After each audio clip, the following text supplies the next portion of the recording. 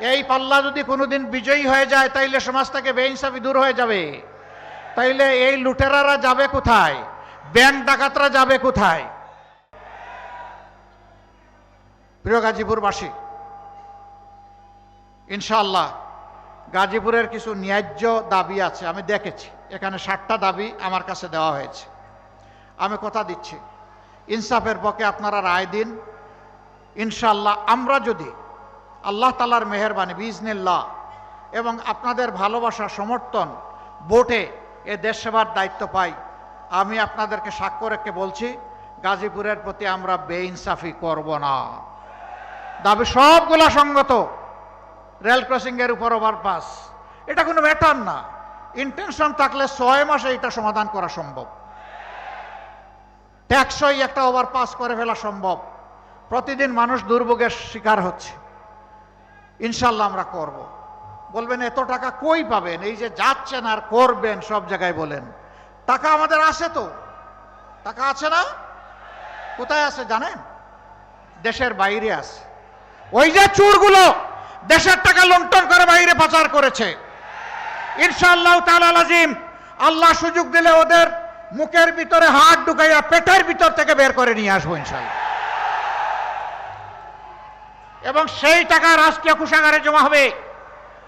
যার যেমন পাওনা, যে এলাকার যেমন হক তার পাওনা সেই এলাকায় তাদেরকে সমঝে দেওয়া হবে ইনশাআল্লাহ।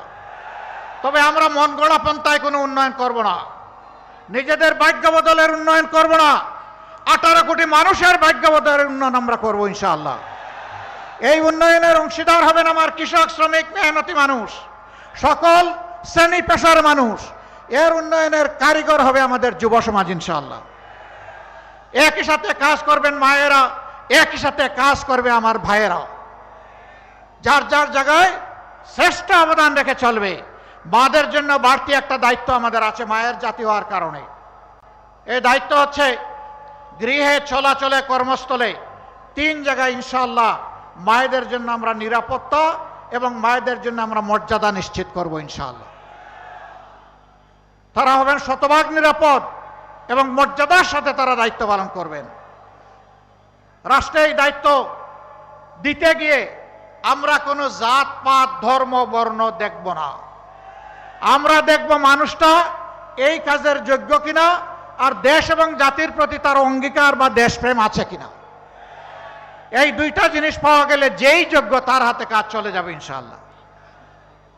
প্রিয় দেশবাসী, আমরা একটা ইনসাফপূর্ণ দেশ চাই। আমাদের মার্কা কি বলেন তো? জামাতে ইসলামীর। হায় রে হায়, এইটা আগের সরকার খাইয়া হজম করে ফেলেছিল।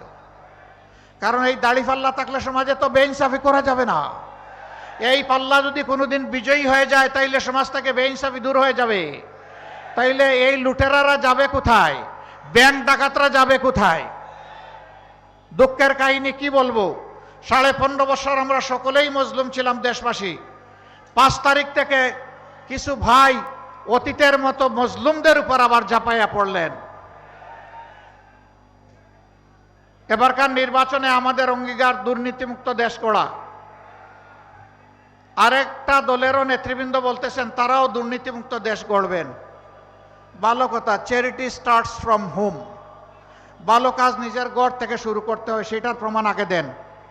49 জন ঋণ খেলাপি যাদেরকে বগলের নিচে নিয়ে নির্বাচন করছেন, আগে তাদেরটা বাতিল ঘোষণা করেন। যদি সাহসিকতার সাথে এটা করতে পারেন, জনগণ কিছুটা বিশ্বাস করবে হ্যাঁ ওনাদের সদিচ্ছা আছে। আর যদি ঋণ খেলাপিদেরকে বগলের তলে রাইকা বলেন যে আমরা দুর্নীতিমুক্ত দেশ গড়ব, তাহলে বিষয়টা এমন হবে যে আপনারা যা বলেন তা করেন না, আর যা করেন তা বলেন না। আমরা ওইটা চাই না। দেশবাসী সবাইকে জানে চিনে, কিছু মানুষ মাথা গরম হয়ে গেছে। গাজীপুরে চৈত্র মাস, তাই না? হ্যাঁ, গাজীপুরে চৈত্র মাস। এখন কি মাস? তো মাঘ মাসে মাথা এত গরম কেন? চৈত্র মাসে তাহলে কি হবে? এখানে হামলা, ওখানে হামলা, এখানে আগুন দেয়, ওখানে মানুষ খুন করে, শেষ পর্যন্ত কাউকে না পাইলে নিজেরটাই খুন করে। এ কি রে ভাই? Morning shows the day. তারা ক্ষমতায় গেলে কি করবে এখনই জাতিকে জানাই দিচ্ছে।